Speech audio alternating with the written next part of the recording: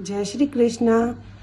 मैं कृष्णा दीवानी कविता आज आपके सामने मैं 14 और 15वां अध्याय पढ़ूंगी। ओम नमो भगवते वासुदेवाय नमः। ओम नमो भगवते वासुदेवाय नमः। ओम नमो भगवते वासुदेवाय नमः। अध्याय 14। श्री भगवान बोले, फिर भी ज्ञानों में श्रेष्ठ ज्ञान मैं तुमको कहता हूँ, जिसको जानने से सारे मुनि जन मोक्ष रूप परम सिद्धि को प्राप्त हुए। इस ज्ञान की सहायता से मेरे स्वरूप को प्राप्त हुए लोग सृष्टि के समय जन्मते नहीं हैं और प्रलय काल में कष्ट नहीं पाते हैं। हे अर्जुन, परम गति परम ब्रह्म मेरी योनि है। मैं उस गर्भ को रखता हूँ और उसमें ही भूतों की उत्पत्ति होती है। हे कौन्ते, सब गर्भों में जो विभूतियां उत्पन्न होती है उनका उत्पत्ति स्थान और प्रकृति, और मैं बीज देने वाला पिता हूँ। हे महाभाव, प्रकृति से उत्पन्न सत्व रज तम ये तीनों गुण देह में रहने वाले निर्विकार आत्मा को बांध लेते हैं। हे अनद्य, इनमें तत्व निर्मल होने के कारण प्रकाश और निरुपद्रव है, जो प्राणी को सुख और ज्ञान के साथ बांधता है। हे कौन्ते, रोगात्मक रजोगुण से तृष्णा और आसक्ति उत्पन्न होती है। जो प्राणी कर्म के साथ बंधता है, तमोगुण की उत्पत्ति अज्ञान से ही होती है। यह नरम आलस्य नम्र निंद्रा ये जो है सब प्राणी को बांधते हैं। हे अर्जुन, सत्व सुख उत्पन्न करता है, रज कर्म पैदा करता है, तप सब ज्ञानों को ढक कर प्रमाद पैदा करता है। हे भारत, सत्व गुण रज और तुमको दबाकर उसको तम को दबाकर बढ़ता है। इसी प्रकार रज सत्व तुमको इसी प्रकार रज सत्व और तम सत्व तथा रज को दबाकर बढ़ाना चाहता है। इस देह में इंद्रियों द्वारा जब ज्ञान का प्रकाश उत्पन्न हो, तब समझिए सत्व गुण की विशेष वृद्धि हुई है। हे भारत, रजोगुण में वृद्धि में लोभ, कर्मों में प्रवृत्ति, कर्मों का आरंभ, अशांति और इच्छा उत्पन्न होती है। और हे कुरुनंदन, तमोगुण की प्रबलता में मतलब तमोगुण ज्यादा होने से अविवेक, अनुदम, प्रमाद और मोह ये सब पैदा होते हैं। जब देह का सत्व गुण उदय में मृत्यु होती है, तो वह ज्ञानियों के प्रकाश में लोक को पाता है। रजोगुण के उदय से मर करके कर्मों में आसक्त मनुष्य फिर से जन्म लेता है। तमोगुण के उदय में मरा हुआ मूर योनि में जन्म पाता है। सात्विक पुण्य कर्म का फल भी सात्विक और कलंक रहित होता है। जिस कर्म का फल दुख और तामस कर्म का फल अज्ञान है।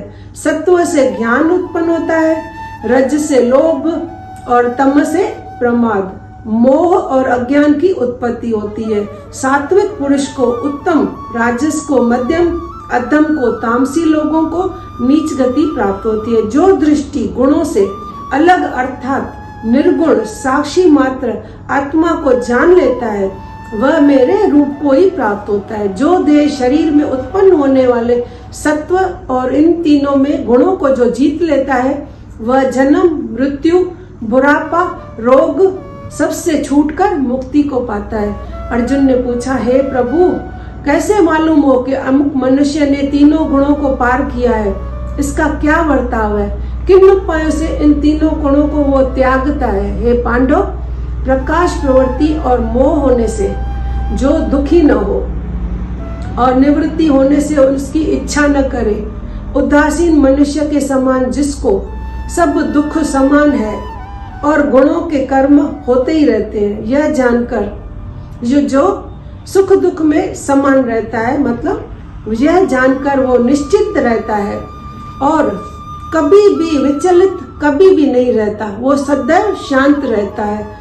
जिसको सुख और दुख, मिट्टी, पत्थर, सोना, सब कुछ, प्रिय अप्रिय, निंदा, स्तुति, सभी में जो शांत रहता है, जिसने सभी बखेरे छोड़ दिए हैं, उससे गुणातीत कहते हैं। जो अनन्य भक्ति से मुझे पूजता है वह तीनों गुणों को जीत करके ब्रह्म भाव का पाता है, क्योंकि ब्रह्म का और विकार रहित मोक्ष का और सनातन धर्म का अखंड सुख का भंडार मैं ही हूँ।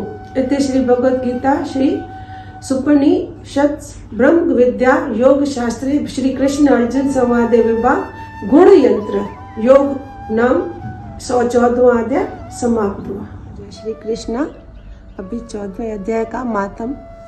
श्री नारायण जी बोले, हे लक्ष्मी, उत्तर कश्मीर के राजा सूर्यवर्मा की संगलदीप के राजा के साथ बड़ी प्रीति थी। एक बार राजा ने संगलदीप से भरे हीरे जवाहरात मोती और घोड़े भेजे।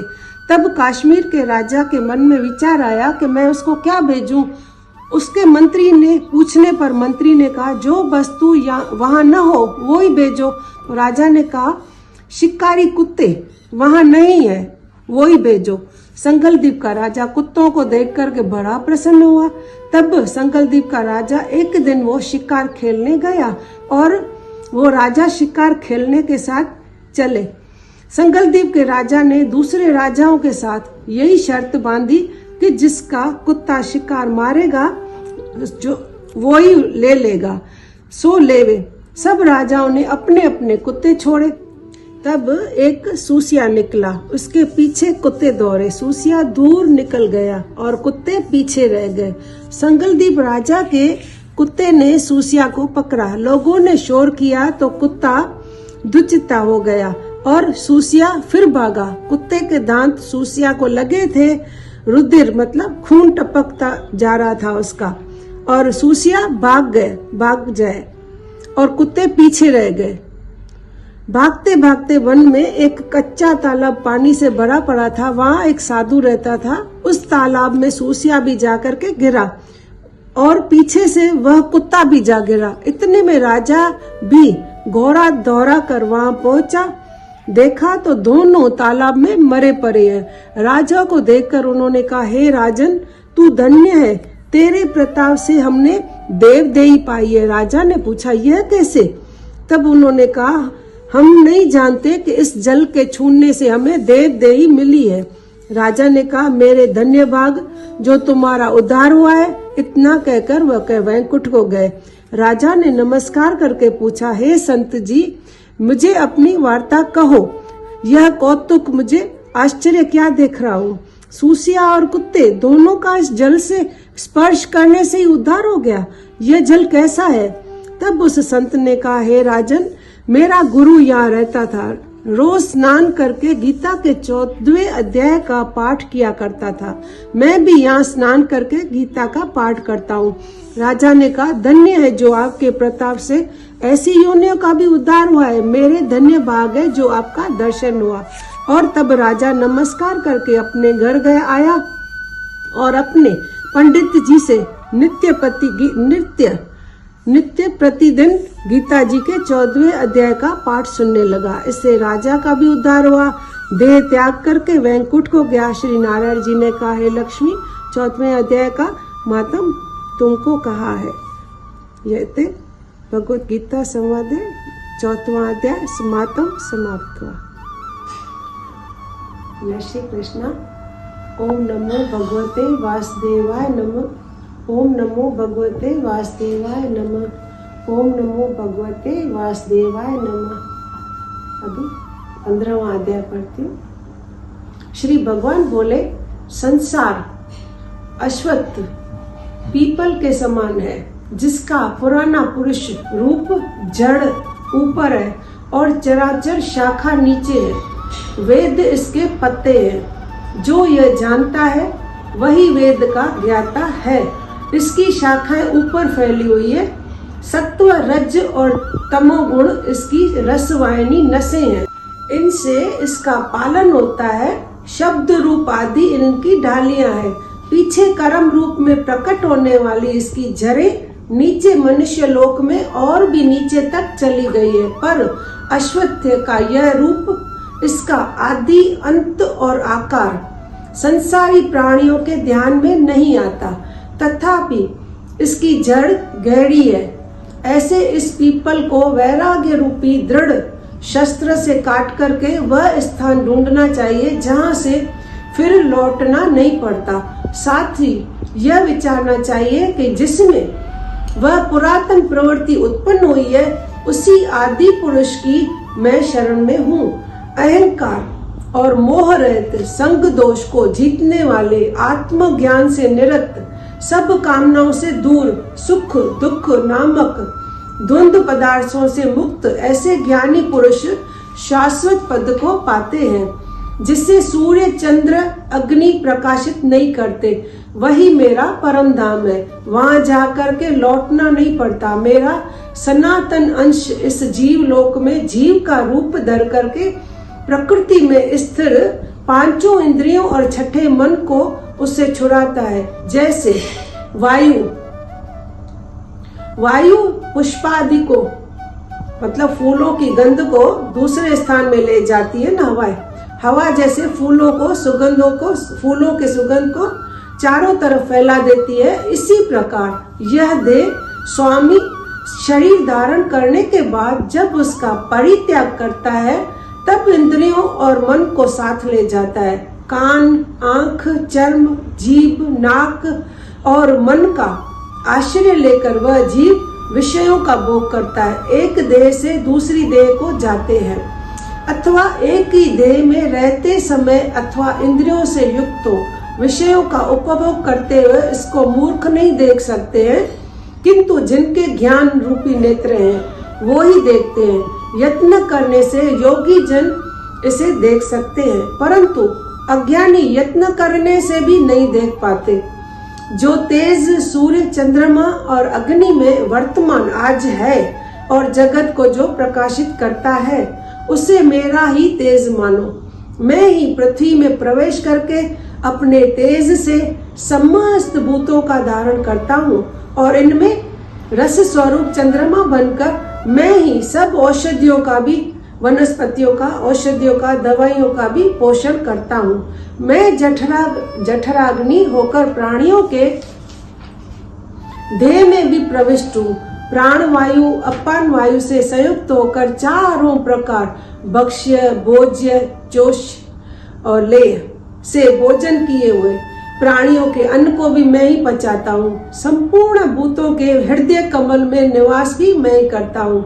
मुझसे ही स्मृति, ज्ञान और उनका नाश होता है। सब वेदों में जानने योग्य मैं ही हूँ।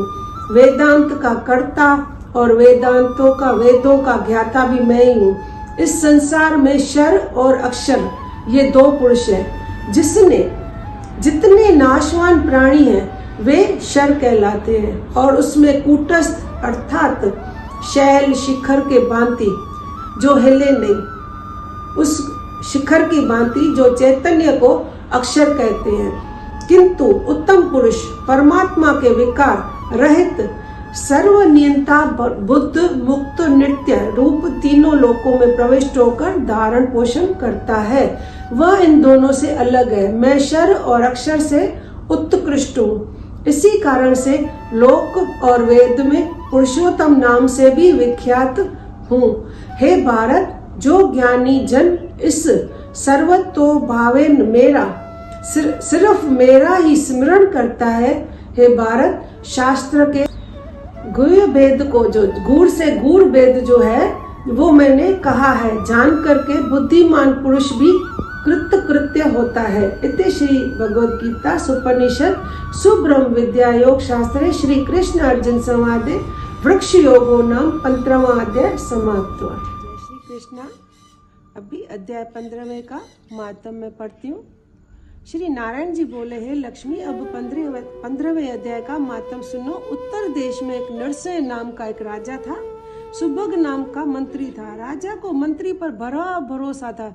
मंत्री के मन में पर कपट था। मंत्री चाहता था कि राजा को मार करके मैं राज्य करूं। इसी भांति कुछ समय व्यतीत हुआ। एक दिन राजा नौकरों चाकरों सहित सो रहा था। तब मंत्री राजा को सारे नौकरों समेत मार के और राज्य करने लगा। राज्य करते हुए बहुत समय व्यतीत हुआ। एक दिन वह भी मर गया। यमराज के पास दूत उसको बांध कर ले गए। यमराज ने कहा, हे यमदूतो, ये बड़ा पापी है, इसको घोर नरक में डालो। हे लक्ष्मी, इस प्रकार वह पापी कई नरक भोगता भोगता धर्मराज की आज्ञा से घोड़े की योनि में गया और संगलदीप के जाकर के घोड़ा हुआ। संगलदीप नगरी में जाकर के घोड़ा हुआ। भरे घोड़ों का सौदागर उसे मोल तोल करके ले गया और भी घोड़े खरीद करके अपने देश को गए। चलते चलते अपने देश में आया। तब वहां के राजा ने सुना कि अमुक सौदागर बहुत घोड़े ले आया है। तब राजा ने उसे बुलाया और कई घोड़े खरीदे। उस घोड़े को भी खरीदा। जब उस घोड़े को हाथ फेराया तब राजा को देख करके उसने सिर फेरा। राजा ने देखा और कहा, ये क्या बात है जो घोड़े ने सिर फेरा है? तब राजा ने पंडित को बुलाकर कहा, इस घोड़े ने हमको देख करके सिर फेरा है, इसका क्या कारण हो सकता है? पंडित ने कहा, हे राजन, इस घोड़े ने आपको सिर नवाया है, मतलब सिर झुकाया है। राजा ने कहा, नहीं, यह बात नहीं है। कई दिन पीछे राजा शिकार खेलने को उसी घोड़े पर सवारी करके गया तो वह घोड़ा जल्दी जल्दी चल रहा था। राजा शिकार खेलते खेलते बहुत दूर निकल आया। उसी दिन राजा ने जाते ही शिकार को मारा। राजा बहुत खुश हुआ। दोपहर हो गई, राजा को प्यास लगने लगी। वन में एक साधु की कुटिया देखी। वो कुटिया में बैठा था साधु। तालाब जल से भरा हुआ था। वहाँ राजा ने देखा कि तालाब है। वह राजा उतरा और घोड़ा वृक्ष से बांध करके कुटिया में गया तो देखा साधु अपने पुत्र को गीता के 15वें अध्याय का पाठ सिखा रहा है। वृक्ष के पत्ते पर भी श्लोक लिख दिया है। बालक को कहा, खेलते रहो और इसको कंठ भी करो। जिस वृक्ष से राजा ने घोड़ा बांधा था उसी वृक्ष के पत्ते पर श्री गीता जी का श्लोक लिखा था। वह बालक पत्ता लेकर खेल भी रहा था और पढ़ भी रहा था। उस पत्ते को घोड़े ने देख लिया और तत्काल उसकी देवदेही छूट गई और देवदेही पाई। स्वर्ग से विमान आए जिस पर वो गया। राजा ने चिंतावान होकर के बोला, यह घोड़ा किसने मारा? इससे क्या हुआ? इतने में वह बोला, हे राजन, तेरे घोड़े की मैं आत्मा हूँ। मैंने अब देवदेही पाई है और मैं वैकुंठ को जा रहा हूँ। राजा ने पूछा, तुमने कौन सा पुण्य किया है? तब घोड़ा बोला, यह बात ऋषिश्वर से पूछो, उस ऋषि से पूछो।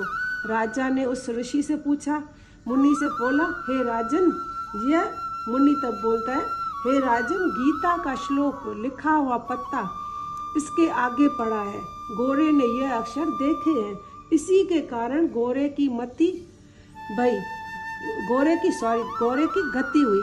राजा ने विस्मित होकर दंडवत किया और पीछे से सेना के लोग आ मिले। राजा सवार होकर घर आया, अपने पुत्र को अपना राज्य दे करके और वन में रहने लगा, तप करने लगा और श्री गीता जी के 15वें अध्याय का पाठ करने लगा, जिसके प्रसाद से राजा भी परम गति का अधिकारी हुआ। और श्री नारायण बोले, हे लक्ष्मी, 15वें अध्याय का यह महात्म्य मैंने तुमको सुनाया है। इति श्री भगवद गीता का 15वां अध्याय का महात्म्य समाप्त हुआ।